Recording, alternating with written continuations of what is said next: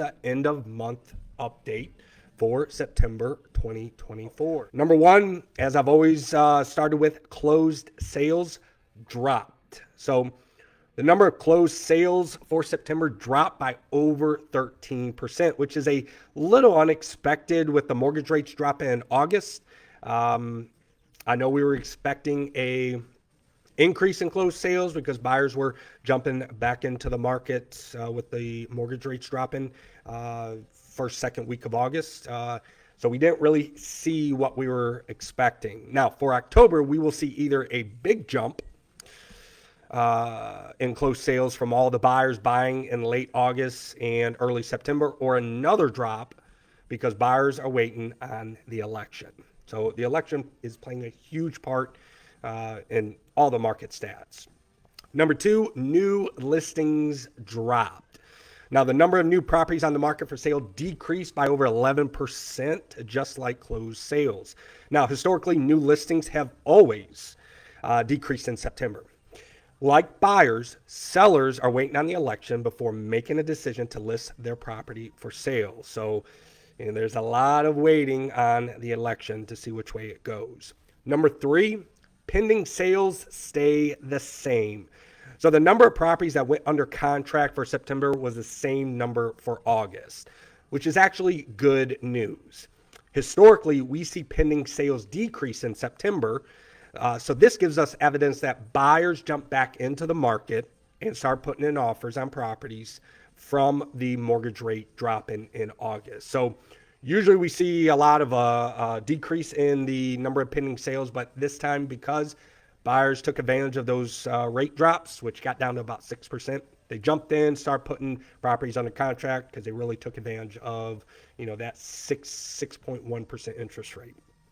Number four, homes for sale stays the same. So the number of homes for sale stays the same with a very slight decrease for August, or from August, sorry. Sellers are basically in a holding pattern until after the election. So a lot of waiting from the election on these stats. Fifth and final stat, average sales price decrease. So the average sales price decreased by almost 3%. The majority of this drop came from the single family market versus the condo market. Now, to put this in perspective, the condo market, usually we will see a drop in price just because the short-term rental market, after the rental income season of the summer, they'll start dropping their price to get their property sold so they don't hold their property into the winter. So that's, that was a little surprising that the majority of that 3% drop came from the single family market over the condo market. Now, the rate drops haven't affected the sales price yet because this stat comes from pending sales closing out from about 30 to 45 days ago. Okay. So we won't see the real average sales price number from these mortgage rate drops in mid-August, early September, till around, I'm going to say probably mid-October to late October is when we'll probably, see that number, how it's affected by these mortgage rates. Now, to kind of give you an idea where the mortgage rates are at, the rates actually went back up to about 6.6%. Now, what will happen in the future? I mean, that's with, in question. I've been watching the bond market, which drives mortgage rates, and the bond market basically got beat up the past 2 weeks. So mortgage rates went back up. So summarize, the election on November 5th can't come soon enough. So that way we can get that past us. We know who the new elected president will be.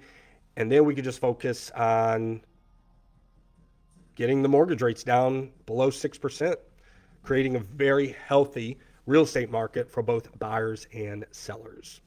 Folks, that's all I got this week. If you have any questions whatsoever on what's happening in the market, the value of your property, don't hesitate to reach out to me. Love to be a resource for you, and have a wonderful day.